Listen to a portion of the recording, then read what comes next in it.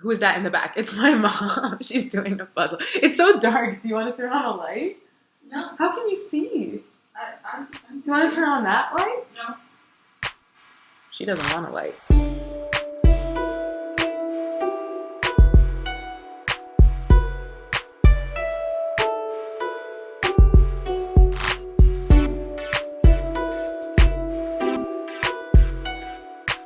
It's okay. She's doing a puzzle. What puzzle you doing? Oh, Oahu. Yeah. So I was listening to last week's. And God, it was so emotional. Guys, if you are not up to date on Kyoshi, if you have not read Up to the Spirit, or you have not watched the 6 YouTube videos that I put up, a lot happened. Get ready. This is a big thing that I'm about to say in this recap. 2 big things, okay? So, Genju takes Kyoshi and Yoon to this cave because he's like, we're gonna talk to a spirit, and the spirit is gonna tell us which one of you is the avatar. And they're like, okay, fair enough. And then he drugs them with incense, and they don't even realize it. And then the spirit comes out, and his name is not Mr. Glowworm. What is it? Sir Glowworm? I forget his name. Father Glowworm. His name is Father Glowworm. Mr. Glowworm. Monsieur Glowworm. And he's so creepy. It's so... I literally said last time, I might put a trigger warning at the beginning of the YouTube video for chapter 10 because it's just so gross. It's this gross eyeball. Who's like, I need their blood if I'm gonna tell you who's the avatar. And it's like, and so what happens is he somehow tastes both of their blood and says it's Kyoshi. And immediately Genju is like, okay. And he protects Kyoshi and lets Father Glowworm take Yoon and suck him back into the mountain and kill him. Yeah, and they thought Ko was scary. Exactly. So Yoon is dead, you guys. He's dead. And then Kyoshi's like, what? You killed him. And Genju is so unfazed. He's just like, it is what it is. It be like that sometimes, is basically what he says. And so Kyoshi's mad. They start fighting, but she's very strong, but she's not skilled. And Genju is skilled. And so he fights better than her and brings her to her knees. And then Kelsang comes to save Kyoshi because he realized something was wrong, and he stole a map from I'm distracted by the comments. He stole a map from Genju's desk is the word I was looking for.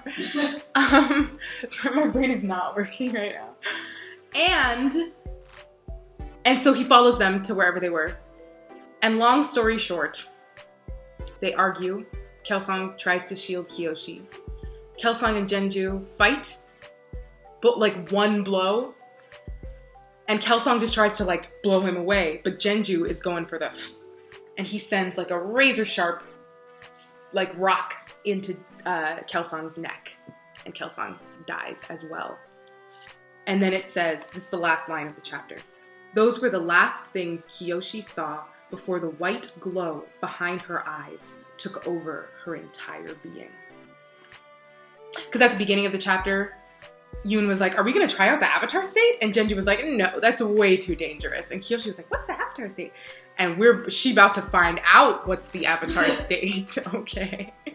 This is so cute with my mom in the background. I love it. Bing, bing, bing, bing, bing, bing, bing. Chapter 11, the inheritance. So we're still in the middle of that fight, but now we're going to get a flashback, is how the next chapter starts. One time, when she was 10 or thereabouts, a traveling fireworks vendor came to Yokoya. The village elders, in an unusual fit of decadence, paid him to put on a show celebrating the end of the first harvest. Families packed the square, gazing up at the booming, crackling explosions racing across the night sky.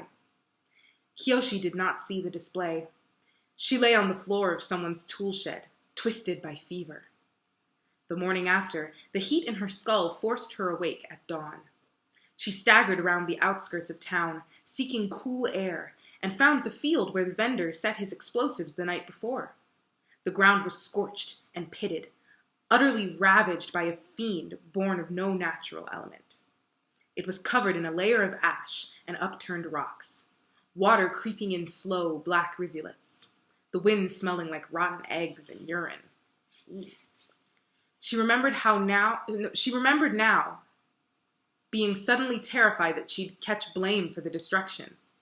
She'd run away, but not before scuffing her footprints off the path she'd taken. End of the flashback.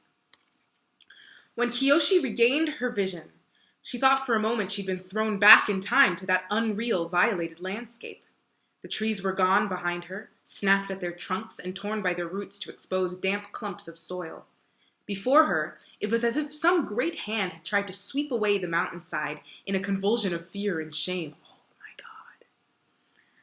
Deep rips crisscrossed the stone like claws.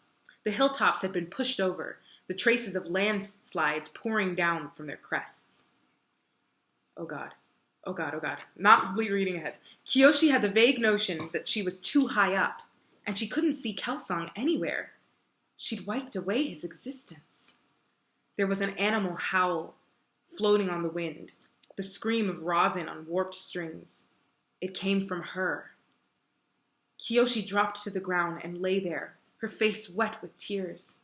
She pressed her forehead to the earth, and her useless cries echoed back in her face. Her fingers closed around the dust, sifting for what she'd lost. It was her fault. It was all her fault. She'd pushed Kelsang away instead of listening to him, allowed cowardice to rule her thoughts and actions, and now the source of light in her life was gone. She had nothing left, not even the air in her lungs. The heaving sobs coursing through her body wouldn't allow her to breathe. She felt like she was going to drown above water, a fate she would have accepted gladly. A just punishment for an unwanted girl who'd squandered her second chance. Kelsang, a miraculous, loving father conjured from thin air. And she'd cursed him with death and ruin. There was a tremor in the distance. The rubble around a certain spot was sinking, parting. Someone had escaped the havoc she'd wreaked in the Avatar state by burrowing deep down in the earth. Now he was tunneling back to the surface, ready to claim his property. Kyoshi scrambled to her feet in a blind, wild panic. She tried to run in the direction they'd come, stumbling past the landmarks she prayed she remembered correctly. The baked ruins of the mining villages were so similar in their crumbling appearance that, for a second, she thought she was caught in a loop. But then, right as her legs were about to give out, she found Pung Pung waiting where they'd left her. The bison took a whiff of Kyoshi and bellowed mournfully, rearing on her back forelegs before crashing down hard enough to shake the dirt. Kyoshi understood. Maybe Pung Pung had felt her spiritual connection with Kelsang dissipate, or maybe Kyoshi simply smelled of his blood. "He's gone," she cried. "He's gone, and he's not coming back. We have to leave now." Pung Pung stopped thrashing, though she looked no less upset. She allowed Kyoshi to climb on her back, using fistfuls of fur as a ladder, and soared into the air in the direction of home, without being told. Yokoya, Kyoshi corrected herself. Not home. Never again home. Yokoya. She stayed back in the passenger's saddle. She was unwilling to straddle Pung Pung's withers in Kelsang's place, and the bison didn't need guidance for the return journey. From high up in the sky, she could see dark... Oh, it's because I forgot to turn this light. Ah! Sorry. Yes, at least Kyoshi has Pung Pung. From high up in the sky, she could see dark, rain-filled clouds approaching over the ocean in the opposite direction. If they flew fast enough, they could reach Yokoya before the meeting storm. "Hurry, please!" she shouted, hoping Pung Pung could understand her desperation. They'd managed to strand Genju in the mountains, but the man's presence felt so close behind, as if all he needed to do was reach his arm out for her to feel his hand clamping down on her shoulder. Flashback. That same year, she caught sick and suffered through the fireworks. Kelsang had returned to the village. He looked askance at the farmer who swore that Kyoshi had been well taken care of with the money he'd left behind. The weight she'd lost and her pallid skin told a different story. Afterward, Kelsang promised Kyoshi that he'd never leave her for so long again. But Kyoshi had forgotten about any nights she'd spent ill without medicine. She'd been more concerned with the new kite-flying craze that had taken hold of the village children. For weeks, brightly colored paper diamonds and dragons and gull wings had hypnotized her from the sky, dancing on the wind. Not surprisingly, she hadn't the supplies or guidance to make one of her own. Kelsang noticed her staring longingly at the kites dotting the sky while they shared a meal outside. He whispered an idea in her ear. Together they scavenged and spliced enough rope for him to tie one end around his waist. That afternoon, he took off soaring on his glider, while Kyoshi held the other end from below. They laughed so loud they could hear each other across the great heights. For her, he was the biggest, fastest, best kite in the whole world. End of the flashback. She'd misjudged the weather. The first drops of rain pattered on her cheek, waking her from her slumber of exhaustion. She and Peng Peng still had some ways to go when it quickly became a torrent that blotted out the sun. They narrowly managed to get down to Yokoya in time to avoid the lightning spreading its fingers across the sky. They arrived at the mansion. Kyoshi jumped off Peng Peng near the stables and landed ankle-deep in mud. She waded through the blinding rain to the house. The staff and the guests had been driven inside to their quarters. The bride had given her time to think, and she'd concluded that every decision from here on out was easy, an inevitability she would follow into the darkness. The only person who could have made her falter was waiting inside the servants' entrance for her, under the archway of the wall. Rangi looked like she had confined herself to this area the entire day. She'd worn out a groove in the floor with her pacing back and forth. "Kyoshi, where were you?" Rangi said, a scowl on her face from having been left in the dark for so long. "What happened? Where are the others?" Kyoshi told her everything. About the powerful and terrible spirit that had identified Kyoshi as the Avatar. About the way Genju had offered Yoon up as a sacrifice and murdered Kelsang when he came to rescue them. She even included how she'd entered the Avatar state. Rangi stumbled backward until she knocked her head against a support beam. "What?" she whispered. "That's not... What?" "That's what happened," Kyoshi said. She dripped rainwater on the floor, each plip another precious second lost. "I have to go. I can't stay here." Rangi started pacing again, running her fingers through the ends of her hair, which had fallen loose. "There's got to be a misunderstanding, an explanation. You said there was a spirit? It must have played tricks on your mind. That's been known to happen. Or maybe you simply got confused. Master Genju can't have... He wouldn't..."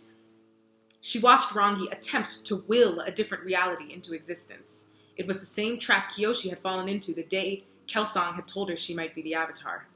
"We've got to get to the bottom of this," Rangi said. "When Genju gets home, we'll make him explain himself. We'll find out what really happened to Yoon and Master Kelsang."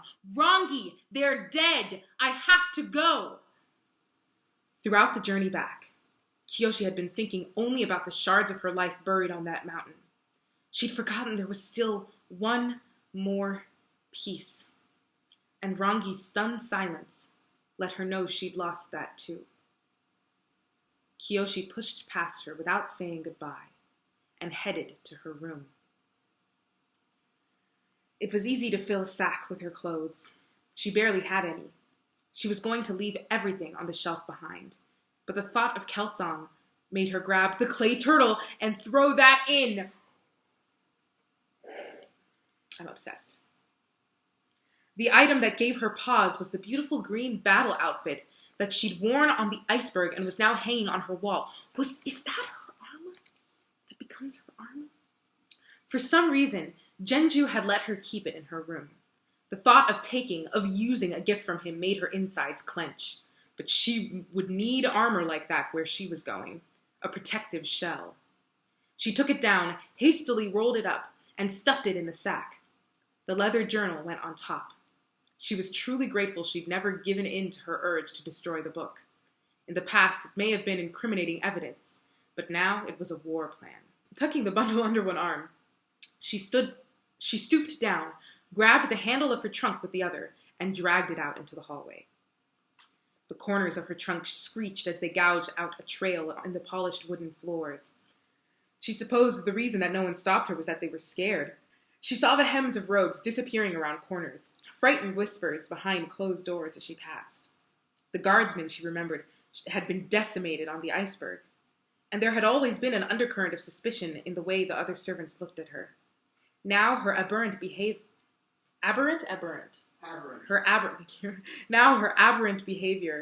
must have pushed it over the edge into fear. She looked like a swamp ghost, dripping with the water she'd drowned in. She could only imagine what terrors her face held.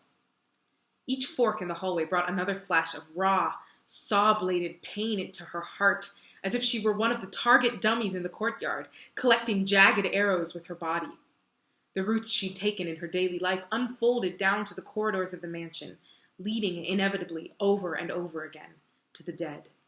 The way to Yoon's room, the one area he never let her clean, flustering over his privacy, the path to the little nook where Kelsang would meditate when the weather was too harsh, the grass where the three of them had spat watermelon seeds, only to run away when Auntie Mui yelled at them for making a mess. She would never tread these lines again. She would never arrive to see Yoon and Kelsang's smiling faces at the end of her steps. By design, Kyoshi took the long way past the wood chopping station. The spitting maul was there, the wedge buried in the block. Kyoshi placed her bag between her teeth and picked up the maul with her free hand. The entire block came with it, stuck to the blade, so she smashed the whole agglomeration against the wall until the heavy tool was freed from the wood. She kept walking. Outside, the rain had doubled. The interval between lightning and thunder was non-existent. She dropped her bag and flung the heavy wooden trunk in front of her. It slid in the mud before coming to a stop. The chest had been a focal point for her anger in the past, collecting the flows of her hatred like the water barrels positioned under the gutters of the house. It had been left behind in Yokoya, like her, by the people who relegated her to a life of starving, desperate, unloved, to a life of a starving, desperate, unloved creature for so many years before Kelsang came into her life. Her parents would have to take a lower place on the shelf for now. She had something new to focus on. Another lightning flash illuminated which side the iron lock was on. Raising the maul high above her head with both hands, she swung it down, aiming for the weakest point. The wedge of the maul bounced off the metal. The trunk sank deeper into the mud. She struck it again and again and again. The thunder and rain drowned out her senses, leaving her with nothing but the painful vibrations rebounding up the haft of the maul into her hands. She struck again and felt a crunch. Rather than the lock breaking, the trunk had splintered where the metal was fastened to the wood. But it was open. Kyoshi tossed the maul aside and raised the creaking lid. Inside were two ornate metal war fans, the color of gold, alloyed with bronze. The weapons were packed in a softer wood frame that held them open while protecting them from rough treatment like the sort she just doled out. A headdress made out of the same material rested in between them. It complemented the fans by mounting smaller versions of them on a band, forming a semicircular crest at the forehead. Sorry I'm yelling, but this is so exciting. Lastly, there was a plain leather pouch with a case that she knew contained makeup. A lot of makeup. She snatched each item from its moorings. The headdress and fans were much sturdier than they appeared. They were meant to be worn and wielded in combat, after all. Sorry, I keep reading ahead. I do this every time. I get stressed. They and the pouch went inside her bag. The trunk served no further purpose and would be left in the mud. With that, Kyoshi was finished. She was taken aback at how completely and utterly finished she was. How little she had put on display how much she'd lost, like the black night sky around the burst of a firework. She'd held on too hard to a treasure that might have been shaped like a home and a family, only to discover that her touch had dissolved it entirely. She wiped her eyes with her forearm and ran around the edge of the mansion, slipping and falling in the rain at least twice, and reached the stables. There was a shock waiting for her. Rangi was busy securing bed. I can't do this. I can't do this. Rangi was busy securing bedrolls, tents, and other bales of supplies to Peng Peng's saddle. She looked up at Kyoshi from under the hood of her rain cloak. "Let me guess," she shouted over the downpour, pointing at several waterproof baskets and sacks of grain. "You didn't pack any food, did you?" She reached down, grasped Kyoshi's hand, and pulled her onto Peng Peng's back. Then she hopped into the driver's seat and took up the reins. "We'll have to fly low and head southwest out of the storm." Kyoshi's throat was a solid lump. "Why are you doing this?" "I have no idea what's going on right now," Rangi said over her shoulder. She flicked rain off her brow. Her face underneath looked like she was heading into combat.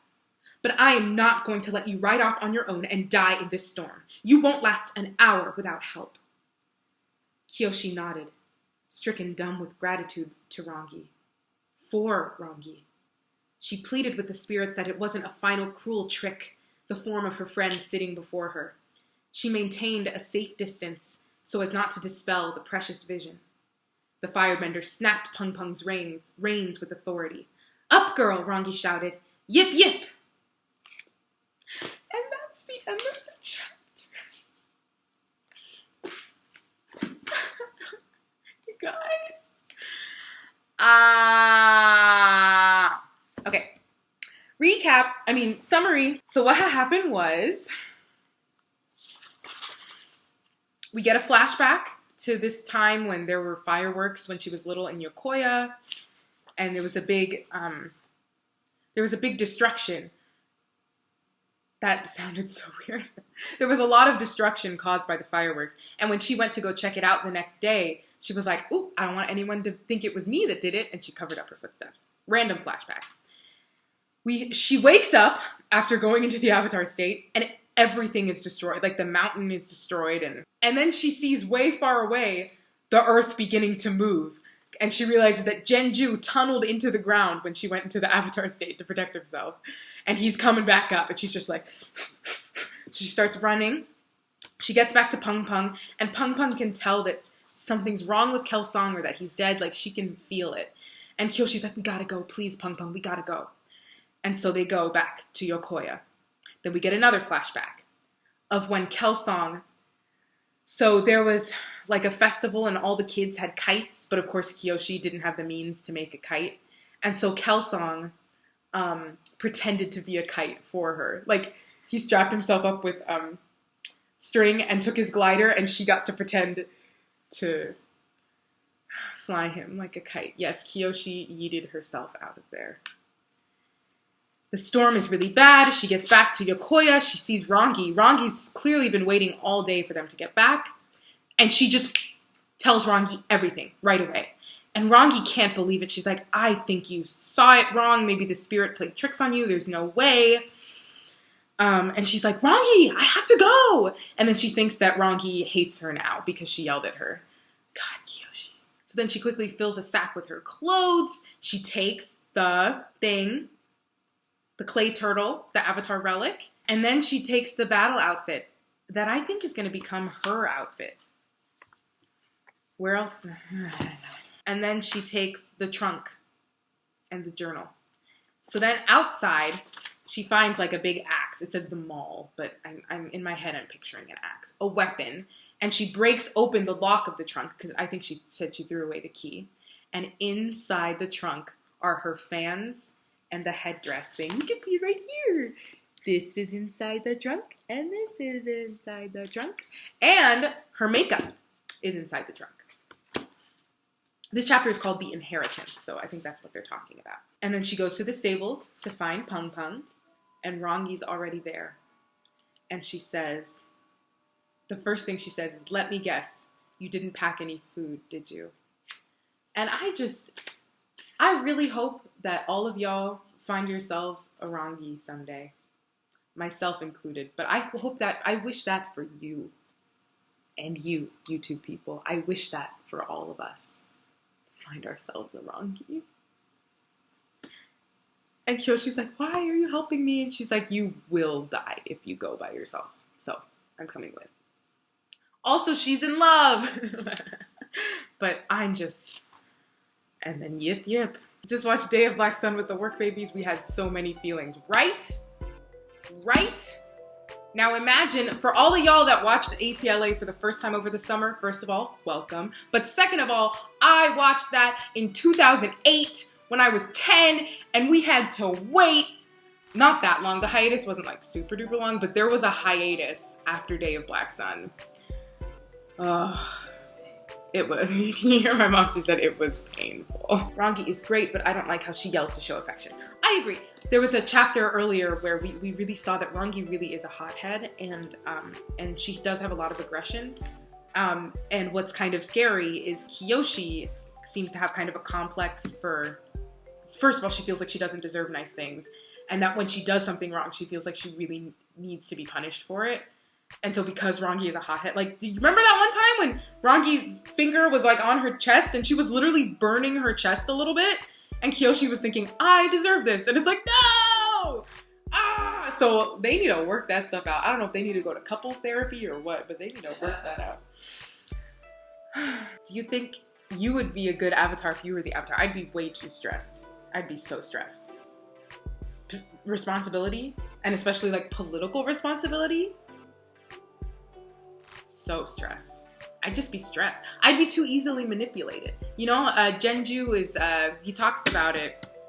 In trying to coerce Kyoshi into letting him be in charge of her. He was saying that, like, if you don't come with me, you're just gonna get tossed back and forth between people in power that are, like, trying to use your influence for their gain. And honestly, I would die if I were the avatar. Honestly, same. I guess Rangi probably is classist.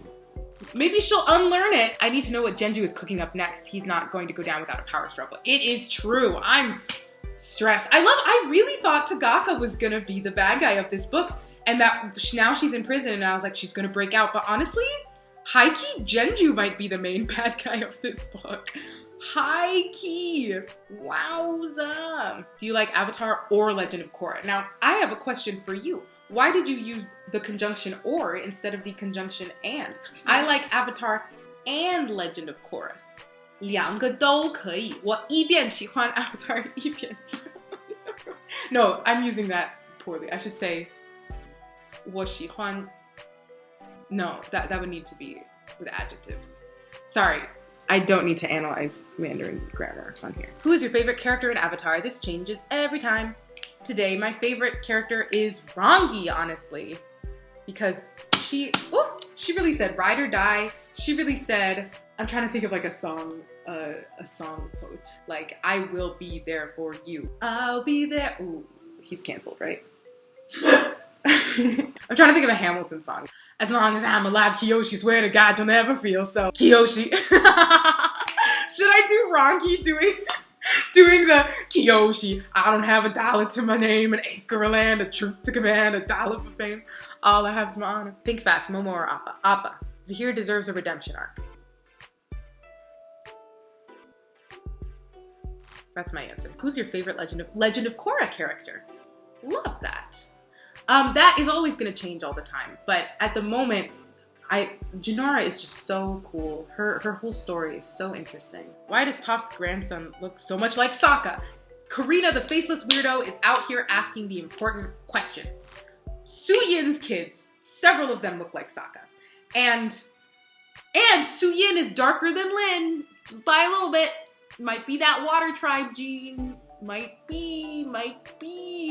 I fully support the headcanon that Suyin is Sokka's kid. I love that. I love that so much. Do you think Toph is a bad mom in Korra, or was it just tough love? Well, bad mom is a very broad statement. I think she failed in some aspects of her motherhood, but I think she succeeded in others. But clearly, you know, Lin and Su-yin have a lot that they were unsatisfied with her parenting. I think she did overcompensate for her parents being too strict, which makes sense. People overcompensate. One of my friends was like, why are all of them such bad parents? Why did they make them bad parents? And it's like, I don't think they necessarily made Toph a bad parent. I just think they showed that she was imperfect. As everyone is. Not my mommy. My mommy's perfect. Yes, I'm perfect. She's perfect. And I love her so much. I don't know why, that's like my Buster voice. That's how I talk to my dog. Why is that happening? Hello, Buster boy. Which avatar do you think is the coolest, Kyoshi? See, when you guys ask me specific questions like that, I can answer them. If it's ever a question like the best or your favorite, I'm always like, I'm stressed. But if you ask questions like the coolest, the strongest, the funniest, the bravest, you know, like I can do that. Kiss, Marry, Kill. The players are Sokka, Aang, and Kyoshi. Oh, I don't want to kill Aang. I feel bad. But the others are Sokka and Kyoshi. I actually think I would marry Sokka and kiss Kyoshi and kill Aang. Sorry, Aang. Yang Shen deserves her own story. Yes, she does. Which member of the Red Lotus is the strongest? Well, I think Zahir is just the most impressive in terms of he just got airbending. Like, he just got airbending. And he's a master at it. And it's like, bro, you just got airbending. So that was really interesting. And then which member of the White Lotus is the most powerful? Okay, my options are the people that we know. Iroh, Bumi, Pakku, Jongjong. Iroh, Bumi, Pakku, Jongjong. Piandao. It's between Iroh and Bumi for me, personally. It might be Bumi. It's funny, Mom, you don't look creepy on here, but on the YouTube one, you're just in darkness. And it's like, why? Wang